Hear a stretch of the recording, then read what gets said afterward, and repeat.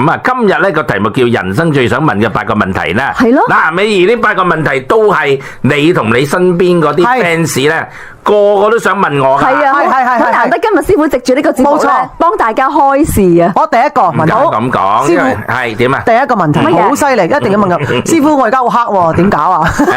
係有一個人咁問，就唔係你。係有個人唔係我。咁我最近啲弟子咧就寫咗一個叫做回掌直遞嘅信俾我。我淨係琴晚同埋前晚去放2日假睇我嘅信，即係嗰度300幾封信。你真係會逐封睇？逐封睇當然啦，你寫信俾我都可以睇啦，逐封睇嘅。咁我發現到咧好多都係條白 fans 咧，即係而家嚟收密宗課程啦。佢哋都講喺過去嘅日子裏邊咧，跟我做嘅嘢咧，佢哋嘅經歷啊，佢哋嘅成功嘅個案啦。咁咧都係講出一樣嘢，就係佢哋點樣由黑就開始可以轉翻唔使咁黑。咁其實我哋玄學節目咧就係一定要講幾樣嘢。第一樣嘢就係如果你本身係覺得自己唔係咁好運咧，其實就係關係到時間、空間同埋靈性呢3方面。好，林記，咩叫時間咧？就係你出世嗰個月份嘅溫度係影響咗你。嗱，美儀而家你都明啦。嗱，你本身就生於秋天咧，變咗咧你係金多。咁你就一定有個五行係冇嘅，嗰個就係木嘅五行，所以造成咗咧你多翻啲木，咁你就一定係會好運啲。呢個就係講時間，亦即係講溫度。嚇，咁啊，林記你 elaborate 一下，即係我頭先所講嘅有嘛？係啦，咁如果係時間嘅話咧，基本上如果喺八字度就已經好清楚啦，永遠都係第2格啦，即係月份嘅地支咧係影響我哋一生嘅。因為喺嗰8格裏邊咧係得呢格咧係存在溫度嘅啫。係啦，咁譬如以我為例啦，我係冬天出世嘅，我欠缺嘅五行就肯定係火啦。加6個月或者減6個月，咁嗰個月份咧就係你所欠缺嘅一個溫度。咁呢個就係每個人出世嘅時間咧係受嗰個時間嘅影響啦。空間咧就係講緊風水啦，即係話我哋方位啦，方位真係有影響咧。所以我哋中國嘅堪輿嘅文化咧，能夠影響到幾千年咧，就因為證實到人咧係好容易個大腦係受到土星嘅磁場影響。咁喺中國嘅堪輿文化裏邊咧，就發現咗2樣嘢，一個咧就叫做二黑病符，一個叫五黃煞。五黃煞係直情會攞命噶啦，二黑病符咧只不過係病啫。咁呢2粒星咧就係土星嘅煞咧，就會影響我哋啊。所以造成咗你唔好運咧，就係個土星嘅煞。咁喺過去7年嘅節目我都講過，以前點解要鳴鑼學道咧？個原因就係敲啲鑼咧，就係發泄嗰個土煞。表面上即係話啲官禮啦要威咧，其實唔係嘅。另外點解會出家人要敲磬咧？其實個磬一定程度上都係個金嘅碰撞聲音咧，可以破解我哋嘅混沌嘅。咁其實近呢10年咧，仲多一樣嘢咧，就係話人咧點解混沌咧？其實食得太多嘢就混沌。食太多嘢會混沌。有一個咁嘅講法啊嘛，佢話一個飢餓嘅狼咧係清醒過一隻食飽嘅獅子嘅意思就係當你譬如話我哋而家好多時係好多人玩緊嘅168啦，即係夜晚嗰餐飯唔食啦。咁如果你夜晚嗰餐飯唔食嘅説話咧，當然呢啲係營養學家嘅嘢，我哋唔講。但係如果你夜晚嗰餐冇食，然後第二日朝頭早起身嘅時候，你會發現你嘅精神狀態係最好噶，最 sharp 噶，清醒好多。所以食早餐之前咧，通常係最好嘅時間咧，就係念經或者做運動。嗰段時間咧就令到你好清醒。但係個運動咧就唔係指體力運動，係靈性運動。嘅靈性係最高，冇錯。咁所以呢啲係修行嘅一啲經歷啦，係啦。咁所以如果你問一個人，如果係非常之唔好運行，即係所以問你居明咧，咁我就答你啦嚇。第一時間就係餓命學，即係話咧你係春天出世，咁你就吸下秋天嗰啲金啊。如果你夏天出世，就抽下呢個冬天嘅水。如果你秋天出世咧，就抽下春天嘅木。如果你冬天出世咧，就抽下嗰個火。冇錯。咁而金木水火土裏邊喺日常生活裏邊全部都有嘢嘅，咁嗰啲就係詳細噶啦。第二樣嘢咧就係使到你轉運咧，就係風水，就係方位，呢個係冇得走嘅。好，咁第3樣嘢咧就係講緊個靈性啊，靈性就係話行運必先改心啦嘛。即係譬如你好黑，咁你個心境上面轉化就得。但係好難轉嘅，講嘅而咁轉變你嘅心咧，通常嚟講就係通過修行啦。所以點解有宗教嘅信仰有陣時有啲幫助，亦即係將自己唔好嘅嘢咧賴咗落個神度，呢個就係其中一種宗教。另外一種咧就係增加你自己嘅所謂開發你自己嘅腦細胞，睇得開啲，咁嗰種就係而家我哋修密宗。係啦，呢個就係非常之實用，即係以我過往喺7年裏邊咧，即係跟隨住師傅去修密宗，其中之一個最大嘅收穫咧，就係懂得一個嘅道理，亦都係開始實踐嘅，就係咧，我哋未必可以控制到喺個宇宙或者個天度掟啲乜嘢俾我哋，但係我哋人類可以控制到嘅就係我哋點樣去面對我哋所接收嘅每一樣嘢，點樣去處理，係呢樣嘢我哋可以揀嘅。但係美儀有一樣嘢好奇怪咧，就係咧唔係個個人適合咧宗教信仰。點解嘅？原來喺八字上邊咧有一個叫孤神寡宿，嗰個星咧如果係你嘅用神咧，你就佔任何宗教你都會通過宗教咧有成就。但係咧如果你個孤神寡宿星咧唔係用神咧，你信宗教咧就好容易捲入咧嗰啲是非啊、佛堂嗰啲人際關係啊，仲搞到自己焦頭眼額嘅。係而家我都見到好多咧，即係信宗教嘅人士咧，一邊善心入去嘅任何佛堂咧，反而係被騙啊嗰啲咁。就因為佢個八字裏面嘅孤神寡宿咧，唔係佢嘅用神啊。所以我點解好中意八字呢一個神數嘅占算咧？因為佢的確係破解咗好多我哋平時破解唔到嘅嘢。咁喺過去7年，我哋嘅潮伯粉絲咧，個個都已經即係學習咗好多嘢啦，都喺度改進緊啦。咁所以我嘅就係話俾大家聽係咁啦。仲有一樣嘢，當然一個人黑咧，或者唔好運咧，哎呀，美儀呢個永遠啱嘅，就係個家山啊。祖先啊，係啊，即係等你喺邊度出世，你都有錢屋企出世，衰嘅個譜啦，係咪先？咁你就第二樣嘢煩你啫，即係冇錢煩你，第二樣嘢煩啫。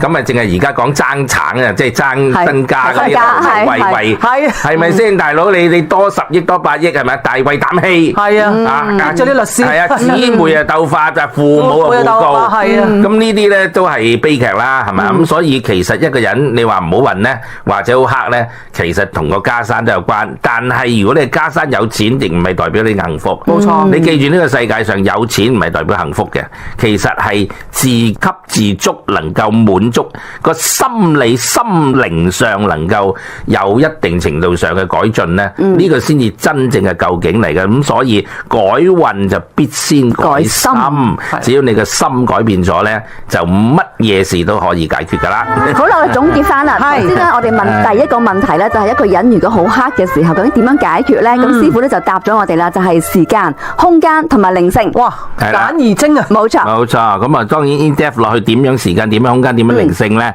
呢啲就係我哋過去7年喺度不斷喺度慢慢再消化啦。第二條問題啊，第二條問題點啊？你啊最有興趣啦。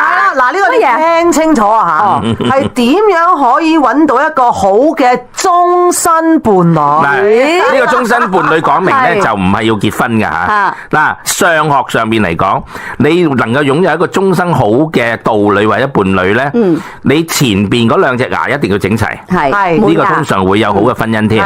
咁如果冇咧，就套到有。嗱，呢個就係技術嚟嘅。我見過好多人咧，佢本身冇，但係套咗之後都能夠有。即係揾牙醫幫手，套靚門牙，門牙1-2隻啫嚇。其他嗰啲當然越整越好啦。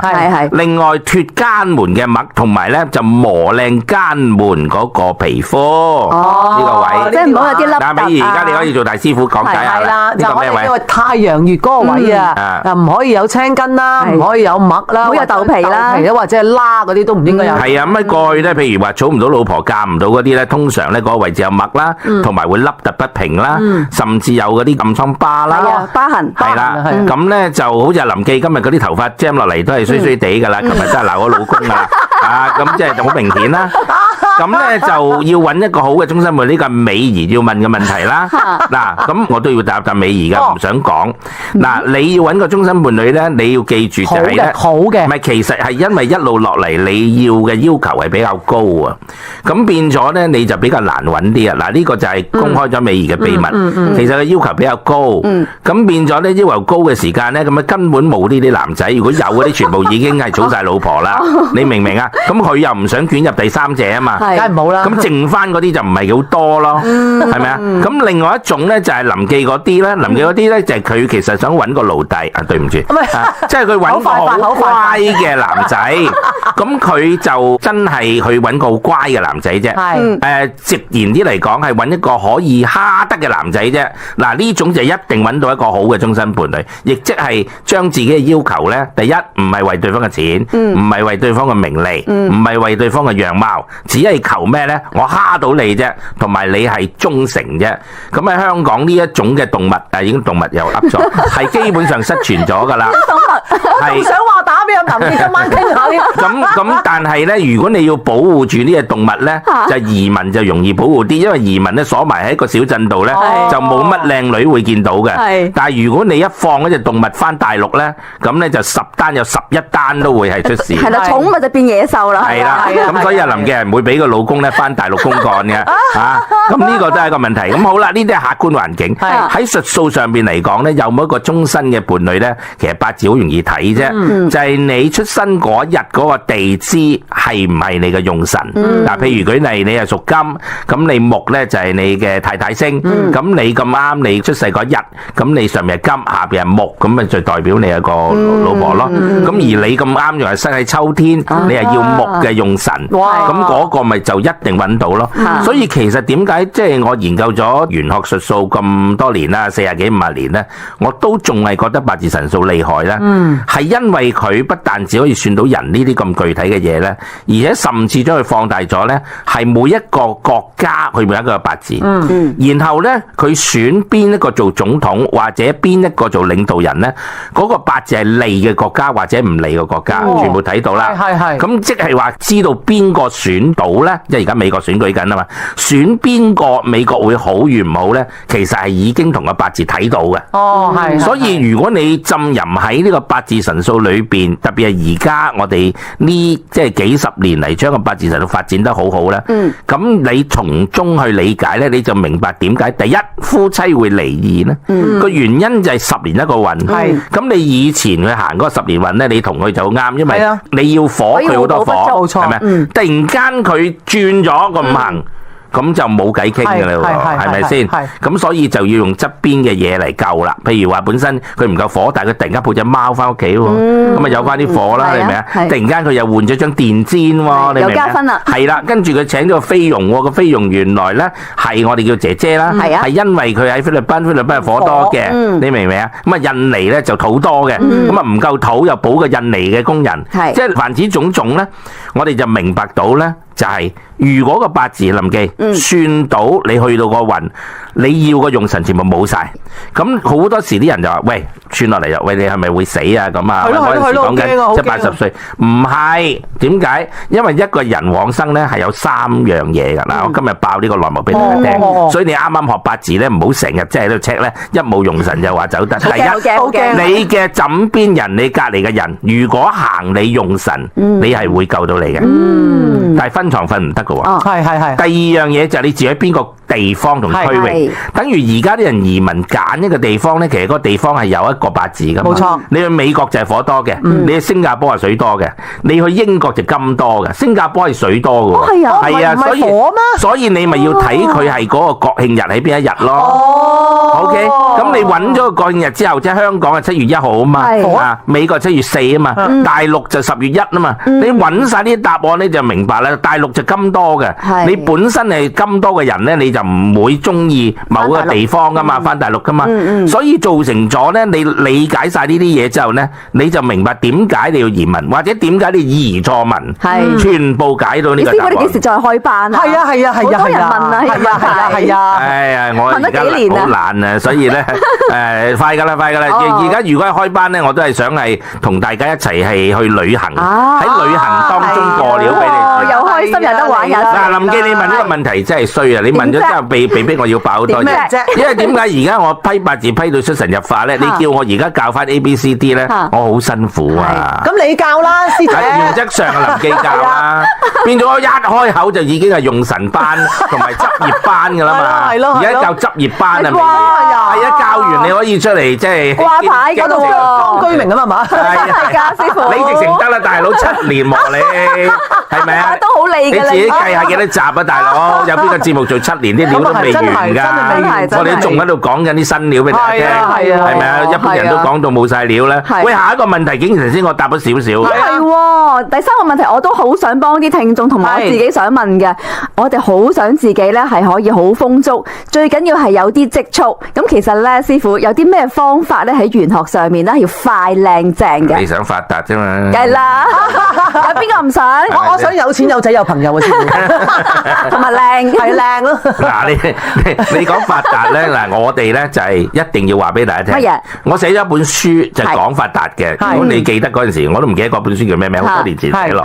成本書都講發達，衣食住行好啦。其實喺過去咧，即係喺我節目嘅聽眾都知道咧，就係我發現到咧八卦上邊咧就係西南西北方咧，就係有一個好巧妙嘅發達秘笈，亦即係話所有嘅人成日唔見錢咧，就因為打開咗個西北方嘅窗。嗱，呢個我講咗10萬次啦，你哋都仲係唔閂你個西北風個窗。即係打 pat pat 啊！係咯。所以咧呢啲叫細緻變聰，即係自己認為自己好醒，聽完就算。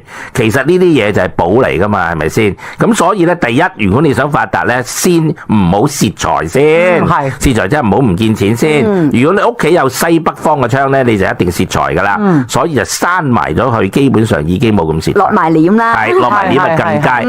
咁如果係西南方打開個窗咧，就代表消費。咁即係買嘢喎。係啦，消費因為女人咧就係消費嘅啫嚇，咁咧就唔係破財嘅。我哋有分㗎嚇。係啊，男人嗰啲叫破財。係啦，女人嗰啲叫消費。係呢個係李居明嘅道理嚇。好開心啊！所以聽師傅好中意師傅嘅手藝。咁所以但係咧，即係如果你係老公咧，你聽節目咧，你見老婆使得太勁咧，咁你就扎你第將個西南方個窗咧閂埋咗佢之後咧，佢就自然呢排好慳㗎啦。你明唔明啊？咁所以就唔會買咁多。師傅，我真係好想講呢樣嘢咧，喺我身上咧，真係可以認證到，因為咧試完我上一間屋咧，我個西南方就係到大門，我真係其實咧日日出街兼買嘢，係啦，每日唔同衫㗎，係啦，無論 online 定係喺個即係實體嘅生活。但係我而家搬去咗嗰間屋咧，我個西南方咧就已經唔係窗，亦都唔係門啦。我的確係，我今年真係心歸咗，同埋真係少買咗。但係我見你件衫都係唔同嘅喎。幻象。所以咧就真係要講個料俾大家，即係如果大家想發達咧，依然係李居明嘅方法，就係話閂咗啲西北方，閂窗啦，閂咗啲西南方嘅窗，咁然後咧就喺呢2個位嗰度咧擺2個夾萬或者財商咧，呢個就係一路落嚟我哋堅持我哋嘅偉大嘅發現。咁啊，即係你唔做你唔用咧，咁啊你笨啫嚇。咁所以咧就呢個啦。咁當然就喺靈學上邊嚟講咧，係我哋都係相信係拜財神係有啲用嘅，因為靈性上邊咧係真係有加持嘅。咁嗰個財神法咧就叫大黑天法。咁啊三面大財神咧呢個法都係屬於係招財嘅。咁所以大家聽咗有機緣咪學下咯，冇機緣就用風水嚟到幫助大家催旺呢個財富，都係我哋玄學節目咧係向大家推薦，咁大家參考下啦。頭先你話咧，如果你真係有機會再開一啲八字班咧，即係執業嗰啲咧，我係會係去旅行咁樣嚟去教大家嘅。咁講開去旅行咧，我就諗起大驛馬啦。咁驛馬除咗旅行之外咧，仲可以係移民嘅喎。咁移民其實呢啲問題咧都好多人討論嘅。係好多人問㗎。咁啊，好多人都問我啦，應唔應該移民啊咁啦。咁其實喺八字上咧就即刻睇佢嗰個驛馬星。嗰個驛馬星咧，如果係個用神咧，咁啊通常嚟講移民好咯。OK。咁啊，譬如佢要木嘅，咁啊移民嘅星就係木嘅，咁啊好咯。咁如果個移民嘅星咧，嗱留意啦，如果係佢嗰個夫星咧，就代表佢會嫁俾外國人咯。如果係佢妻星，咪即係話佢好容易娶個外國女仔咯。好多秘密㗎。咁但係咧，就因為喺過去咧，即係八字神數叫子平命理咧，係好多時你學嘅過程之中咧，要遊一大紮花園咧，都未直指到嗰個問題。而家咧就變咗嚟到我呢一代咧，特別我去教咧，我就直指個問題。咁同埋所有學嘅嘢要落地啲啦，即係唔好得個講字啦，講啲理論講一大山冇用。好啦，講翻轉頭就係話點解啲人問我移民，我話冇意見，可以睇睇八字，睇下你啱唔啱。第二樣嘢我通常都會有個下句嘅，個下句就係咩咧？反正你第時都會翻嚟噶啦。係啊，師傅你真係好準啊！呢期好多人翻嚟啊。點解呢？個理由就係因為叫冇啖好食。嗱，冇啖好食有兩個含義，一個含義就係你嗰邊揾唔到錢。係。第二樣嘢真係冇啖好食，因為你移咗民咧，去嗰啲小鎮嗰度，日日都係對住嗰3間中菜館嘅。係啊係。咁所以咧，你要去食西餐貴到七彩，兼且咧就飽以其歧視嘅眼神，變咗咧你要翻嚟食嘢咧，你就哇橫掃。咁啊香港好嘢食之外，大家都知道深圳多嘢食啦。係啊，即係大家條腸咧都好掛住香港。係為咗食嘢就覺得移民係唔值嘅。仲有一樣嘢，如果你嘅年紀稍微大啲，或者你有少少病痛咧，你千祈唔好移民。呢度我嘅意見咋嚇，即係參考咋，娛樂啊。就係因為咧喺外國咧，通常嚟講，你過咗某個歲數，通常至70歲到咧，啲醫生都唔係好肯醫你咯。佢認為你差唔多嘅，係啊。但係香港唔同喎，你有錢冇錢都得，冇錢都夠，冇錢都夠。係啊係啊，因為當你100歲嚟醫嘅。嗱呢個真係我都去外國住咗半年㗎。係啊，咁我都知道嗰陣時1980幾90幾年嗰陣時，移民最高峰係個最高峰嘅時候，我都去加拿大住過半年，好悶嘅。點解咧？因為啲商場咧，個商場話行啫，裏邊全部啲鋪頭都係嗰種鋪頭嚟嘅。佢因為佢驚啲人唔交租啊，所以咧淨係租俾嗰啲大財團咧。咁佢嗰啲公司大間咧就一霸就幾個商場都係嗰個鋪頭。佢悶就悶在啲裝修全部一樣，所以去到啲商場全部個樣一樣。但係你翻深圳咧，或者你唔好講乜啦，你去澳門，你試下可唔可以行晒澳門所有啲酒店商場？好大啊！你根本就好多即係五花八門、五光十色噶嘛。呢度嘅社會就係咁，而且係平嘅，林記。咁所以你去買衫啊，大把衫俾你買啦。你翻深圳係咪先？使乜買名牌啫？係咪先？大把雜嘜先靚噶嘛。名牌而家邊度靚啫？一着出嚟個個都係嗰件衫係咁，係咪先？一睇又係乜啊？咁而家啲名牌開始大鑊噶啦。咁所以點解我話移民都係一啖氣咧？個理由就係長遠嚟講，你為咗食嘢，即係嗰嘢食，你為咗要買嘢，第三樣嘢你去到嗰邊咧，一定要節衣縮食。係啊係啊，所以揸住嚿冰睇住佢溶噶嘛，溶到差唔多嘅時候，你就諗住都係翻嚟啦。咁所以咧，我話移民咧，其實都係上屋就搬下屋，就唔見一籮穀。呢個咧就係我嘅睇法。但係如果個移民星本身係你用神咧，係依然係適宜於去外國。係邊啲人去外國咧？嗱，講開我又白多啲。係啊，好啊好啊。嗰批個八字覺得佢冇運行咧，而佢問我可唔可以移民咧，我會叫佢去。點解？因為你移咗民之後，你冇運行啦，你去咗嗰邊，基本上將自己嘅生活樣嘢都係要求要降低啊。咁你變咗去嗰啲小鎮裏邊咧，食到好簡單，係啦。咁你又兩夫妻又唔會有其他引誘，咁你變咗又冇乜運行，咁你索性捱下，容易適應啦。係啊，所以其實移民一定程度上喺八字上、玄學上咧係入墓嘅。入墓嘅意思其實就係一種修行，甚至係一種牢獄，係一種牢獄嘅感覺。但係如果你去嗰邊讀書就好咯，即係進修讀書係好嘅，因為外國始終你嗰個科學嘅水平啊，或者嗰個文學啊、學術嘅水平係高嘅，咁啊去飲下洋水係好嘅。但係長遠嚟講，就邊度旺就去邊度。咁如果外國旺咪去外國咯。如果你能夠去到外國最 top 嘅嘢，梗係好啦。你去到最 top 嘅，你可以食到最好嘅嘢，你可以使最勁嘅錢。我理論就係叫邊度都得，就要做一個叫世界人。呢個就係我理論。今年我運程書都講㗎，由九運開始，其實每個人咧都係做世界人，冇移民呢個名詞㗎啦，個個都係隨處去㗎啦。住下嗰度，係冇錯。係啊，咁而家我哋成日講話，即係西歐、東歐嗰啲國家好正，咁我哋都去困下啊嘛，係咪啊？去下瑞士啊，去下嗰個摩洛哥係咪啊？見下嗰個夕陽之下，有一個白髮蒼蒼嘅一個老人家同個太太係咪啊？拉住隻狗過斑馬線啊，即係講緊嗰啲日子，咁你呼吸嘅空氣咧，哇又清新到不得了係咪啊？咁你有錢就食到好好係咪啊？咁當然呢啲都得嘅，不過而家咧，我哋香港人咧或者中國人去到外國咧，俾人歧視係真嘅，咁所以呢啲都係好難近嘅嘢啦。第5條問題係咩咧？師傅，其實做人係為咗啲咩咧？人生為了什麼咧？呢個問題咧，我哋自細都問噶啦。係啊。咁我哋追尋咗一世咧，其實人生就為咗叫揭牌啊！揭牌。人生每個人都係做緊偵探嘅，都係想知道自己聽日係點。係。所以點解命理咧永遠都 work 嘅？個原因即係佢話俾你聽明日係點。咁人生在世其實為了什麼咧？我寫咗7個字嘅，提升自己嘅靈性。好似個彈弓咁咧，其實不斷一世一世嚟到呢度咧，就領悟人生嘅道理咧，就向住個光明點一路咁樣進發。但係一般人好似蚊香，就係佢唔會向上嘅，只係喺原地嗰度踏步。所所以一世又一世嚟咧，就受到我哋嗰啲貪嗔痴慢疑影響咧，冇進步。咁就下一世又要嚟進步。好似嗱，你睇美儀就知噶啦，佢做咗7年節目，佢而家嘅靈性咧提升不少。多謝師傅。咁個原因就係佢係一個學習或者一個提升咯。咁佢慢慢提升嘅時間，佢個靈性越嚟越高啦。咁佢呢世嘅收穫咧就越嚟越大。係。咁所以呢個人生為了什麼咧？係追尋呢種靈性嘅提升。咁你靈性提升嘅時候，你就唔會為咗日常生活嗰啲無無謂謂嘅嘢咧，就去耽誤自己時光。好啦，咁啊好多護士接引好多咧啲老人家走啦，咁咧於是咧就發現到佢哋走嘅時候咧係有好多唔同嘅講法同願望。咁於是就將嗰啲資料全部總結咗之後，就寫成一本書。咁裏邊咧又講述一個人離世嘅時候，嗱我哋每個人都要有呢一日㗎。離世嘅時候，佢哋所講都係嗰一樣嘢，就係覺得呢一世浪費咗青春，係好多嘢想做，但係竟然冇做到，覺得好可惜。於是咧，普遍嚟講都係有4個字講咗出嚟：大願從來。即係話我再嚟嘅時候唔好咁蠢，咁浪費時光，應該去爭取多啲好嘢，提升下自己嘅智慧。呢個咧就係佢哋嗰啲護士寫嗰本書咧，係總結咗出嚟。人走嘅時候，個個人都係咁諗，即係佔咗%最高啦。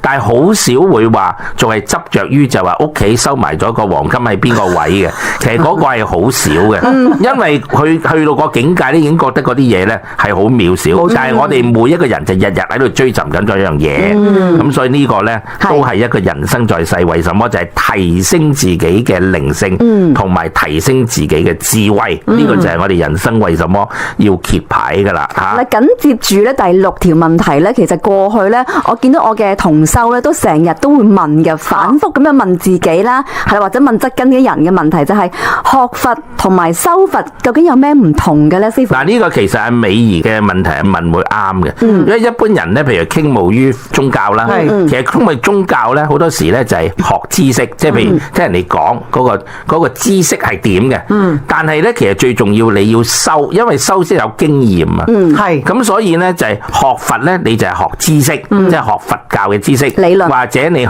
嘅宗教理論，但係最緊要咧就係要修，修咧你就係第一樣嘢，你就係要持咒念經，冇錯。第二樣嘢你要思想，就叫觀想，就叫意啦。第3樣嘢就係密宗叫打手印咧，就因為手咧係連接我哋嘅大腦嘅，只要我哋做某一種手型嘅動作咧，就會引發到我哋嘅大腦咧有唔同嘅思維，所以思想我哋所講嘅嘢，同埋我哋所諗嘅嘢，手所做嘅嘢，就控制咗我哋嘅人嘅品性嘅轉化。咁嗰個就叫修。咁所以修佛咧就係好過學佛，但係好多人咧就學佛一世，但係都唔去修，所以變成改進唔到，係因為只係追尋一個知識。大家記住，而家你喺手機上面上網咧，你係追尋咗個知識啫，但係你冇增進到你嘅經驗，更加係冇修行到。好啊，師傅，而家第7條問題啦，呢條問題咧要停一停，靜一靜先講。敏感。師傅，如果遇上靈界，我哋應該點樣？嗱，呢條問題咧，點解話敏感咧？我都想特別提一提啦。因為一個人如果你見鬼，就係因為你身上係殘餘咗一啲負極嘅能量，負能量，而使到你睇到嘅。你本人嚟講冇可能睇到，你睇到係因為嗰個陰性嘅靈界咧，同你身上陰性嘅靈界咧係互相睇到對方，即係搭通咗，即係話有個靈界上咗你身，於是就係你身上嘅靈界睇到，而影響到你睇靈界，係咁呢個先至係破解咗數百年、千年嚟嘅謎團，就話點解有人會見到鬼，係因為你身上有鬼。嗱，呢個咧就係真相，個靈學真相。講到明係靈學節目或者係玄學節目嚇，講到仲係李居明嘅理論啫，你可以反對。好啦，咁當一個靈界喺你身上邊嘅説話咧，嗰個靈界即係等於係一個人由一間房去下一間房，呢間房係呢一世，下一間房就下一世或者投胎。夾住喺中間咪靈界咯。即係佢又翻唔到轉頭做人，但係佢又去唔到下一站，就夾喺中間嗰度。咁而且通常都係帶住啲委屈、貪嗔痴慢而唔開心夾喺中間，所以佢先至唔可以去到光明世界啊嘛。好啦，如果當你一念經嘅時間，無論咩宗教都好，咁佢就突然間喺個黑暗當中咧，見到個火柴嘅光，或者見到個打火機嘅光一樣。咁佢於是就好開心噶啦。於是咧，如果你繼續持咒念經，有宗教嘅信仰，無論咩宗教信仰咧，嘅靈界慢慢咧就會睇開、睇化，同埋見到個光明。咁於是慢慢咧，佢就會融入個光明咧，於是佢就可以投胎。所以其實所有嘅宗教咧，都可以解決到靈界嘅問題。個理由就係因為提供到一個光明嘅意念俾佢。咁如果你本身念經越勤力念得多咧，咁你個能量又提升咗咧，咁靈界係唔會中意去一個開悟而光明嘅人嘅身上嘅，佢只會去一個就係話好中意悲觀、好噏耷同埋好多情意結嘅人嘅身上。咁所以如果你本身係一個非常悲觀而情意結好嚴重嘅人咧，其實你會有靈界嘅可能性好高。但係靈界都係分兩種靈界，一種就係 accidentally involved， 即係話你係一種意外走入嚟嘅。佢本身係冇意識走入嚟嘅，咁嗰啲係隨時可以遣走嘅。但係另一種咧，可能係你嘅親屬嚟嘅。咁如果你嘅親屬可能係喺你嘅身上邊，特別一個亡者，你記住，如果佢彌留嘅時候咧，你係唔可以掂佢嘅手噶，因為呢啲係一種溫情啦。但係喺靈學上咧係唔適宜嘅，因為佢開始發散緊佢嗰個能量咧，其實好容易會沾染咗嚟你個身體度啦。咁總之，如果你成日覺得突然間有個意念係噏一樣嘢出嚟，或者講一樣嘢出嚟，或者諗一樣嘢出嚟，唔係你主觀想諗嘅。嗱，即係譬如舉例，你係坐喺度飲緊咖啡，突然間有一個女仔行過，突然間你話咁鬼死妖豔嘅，咦？你心裏邊冇呢句説話妖豔喎，點解突然間會湧咗個妖豔出嚟咧？即係唔係你主觀主動性諗一個妖豔嘅名詞，而係突然間你諗咗出嚟嘅。咁當然俗啲嚟講，有啲直情突然間望到一個人嘅正八婆嚟㗎，咁即係嗰啲咁樣咧，俗俗地嘅。我冇咁粗口，或者我唔會講呢啲説話。唔係你平時嘅 language 係啦。咁嗰啲就係個靈界裏邊作緊。佢干擾緊你啦。所以我一定要講就係剛才一講到靈學嘅嘢，我就係專家啦。但係我講嘅時候都要大家要過濾一下。李居明咁講啫嚇。咁但係大家都知道呢個係我研究咗好耐，我話呢方面嘅學者。咁我只係講呢個理論俾大家聽下。最好個方法就係你有宗教嘅信仰，乜嘢宗教都得㗎喎。但係咧就一定要你係要念經嘅嚇。你可以念聖母經，你可以念其他宗教經。你我佛教密宗嗰啲梗係念光明真言啦，梗係念呢啲。咁喺過去我所教嘅光明真言咧，就係不斷念呢啲人咧，慢慢就嗰個靈界就會離開。個原因就係你不斷有光明嘅思想咧，佢如果有種執着咧，佢會被你游說，或者唔游說咧，佢就要離開。點解？因為佢唔接受一個咁舒服光明嘅地方，因為佢執着啊嘛，佢就會離開嘅。咁所以講出嚟就好簡單嘅啫，但係唔講唔得。個理由就係因為太混亂啦，大家。咁所以喺呢個節目7年啦，我先至講，我唔係第一集講。個理由就係希望大家明白得到，其實呢啲嘢全部都係好簡單嘅啫。只要你個人係正信正極咧，就冇靈界會上到你身，更加唔會有其他污糟嘢話搞你嘅，冇呢啲嘢嘅。因為你嘅磁場係好光明好大咧，係冇嘢可以埋到身嘅。咁所以咧就唔會話領到嘢。咁因為嚟緊好快有清明節啦，大家記住咧，就去清明節掃墓嘅時候咧，千祈唔好搞人哋啲墓。冇錯，特別咧，大家就行過嘅時候咧，就蒙蒙眼算啦，就千祈唔好集焦去望一個，係望任何一個墓碑或者任何一張相。呢啲都會構成咗咧，你個腦裏邊有咗呢一個形象，係好容易會出事。如果你個人日常生活已經非常悲觀，而且成日匿埋，同埋成日都好 bad luck 咧，更加係唔適宜噶啦，好嘛？咁呢樣嘢係大家明白啦。第8題問題好有意思喎。冇錯，第8條問題，相信如果係咧潮爆嘅鐵粉咧，一定識背噶啦。師傅成日講嘅金句咧，就係先微世俗，後談理想。呢個金句啊，係啦，就係話大家咧唔怕咧俗啲，點解咧賺咗錢先？係有咗錢咧，你可以買嚟咩啊？自由，好緊要。係啊，咁你唔使聽老闆講嘛，你自己有錢係咪先？如果唔係，你都要即係忍氣吞聲。所以人點解要揮霍財富咧？就係因為你可以買嚟你嘅自由。冇錯。好啦，啦，你有咗財富之後，你就可以布施，你都可以幫更多嘅人。係做自己想做嘅嘢。係啦，所以做人要落地啲、實際啲，你明唔明啊？係啦，咁既然係咁嘅話咧，咁即係發達都好重要啦，有財富好重要啦。係啦，我真係好想幫大家問，其實我自己想問，幾時發達？真係啲速成發達？極速嘅快好多種，而家我講啲最快嗰隻。好，第一樣嘢俾你靴嘅，叫孝順父母。唔係應該㗎。點解唔靴？臨記解點解孝順父母係發達同埋成功嘅第一個秘訣？就係師傅嘅玄學八字已經解釋到啦，因為爸爸就喺我哋嘅八字裏邊係代表財富嘅財星，媽媽咧就係我哋嘅印星。當我哋財星又強，印星又強，點可以唔發啊？記住身強永遠係贏嘅，即係多就一定係贏。好啦，點解要結婚生仔女？男仔點解？結婚嚟講咧，師傅講過㗎，男人唔結婚係唔發達㗎，因為咧男人結婚咧，女人即係佢個妻子就係妻財，妻財係個財富，而女人結婚咧嗰個嘅官星咧，官星旺嘅時候又梗係會處處都會得到好處啦，係咪？官星就係你行出嚟嘅時間咧，個個捧你同埋讚你，係咁同埋咧你就係得到人信任，咁叫官星。係好啦，點解要生仔女？嗱，而家啲人係唔肯生仔女啦，點解要生仔女？林記係生仔女咧，就代表我哋嘅創作。另一方面，女人好緊要嘅，因為幫我哋攝壽啊，可以越嚟越靚啊。係咁，所以生仔女咧，其實係另外一樣嘢最緊要咧，就係令你知道咩叫愛同溫情，同埋咧你睇住個 BB 嘅長大咧，你會睇到一個人嘅成長裏邊係到底係點嘅，而係愛咧係可以去催化任何嘅災難同埋 bad luck 嘅。咁所以有仔女咧呢個係好。咁當然你話要使好多錢，錢其實係睇你點用啫。香港人咧係錯誤地將好多錢咧係擺晒去供樓嘅。咁卒之咧供一層樓出嚟之後咧，咁就冇晒錢。咁呢個就係香港過去嘅悲劇。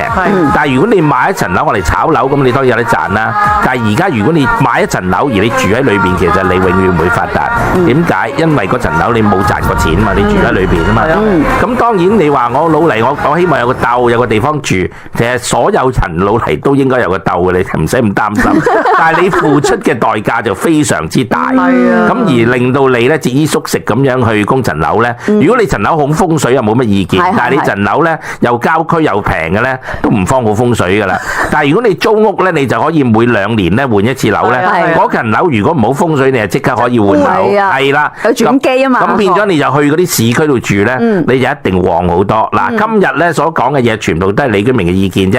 咁啊，大家嚟參考下好啦嚇。咁啊，大家如果跟住我呢啲思維或者即係參考下，去諗下呢啲嘢咧，都可以增進大家嘅知識同埋經驗。你記住，有經驗你先至可以成就。咁所以點解我哋會念經修行咧？就係提升我哋自己嘅靈性，屬於自己嘅。所以記住一句説話：經驗如牙籤，只能自己使用。人一定要有 experience。所以你談過戀愛，你就知道係乜咯。結個婚你都知道應該結婚定唔應該結婚，係關你自己性格嘅問題。有啲人係要結婚，有啲人唔結婚，但係結婚係幸福同發達嘅開始嚟嘅，好嘛？今日就李居明意見啦。好，多謝大家，下個禮拜再講過，好啊。OK，拜拜。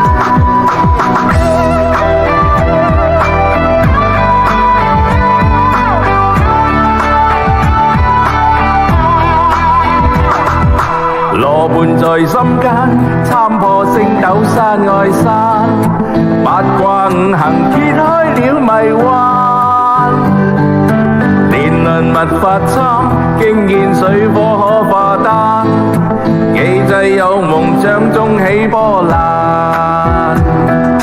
元氣在掌間，風雨吉凶三世參，有你作伴，蕭蕭安定淡。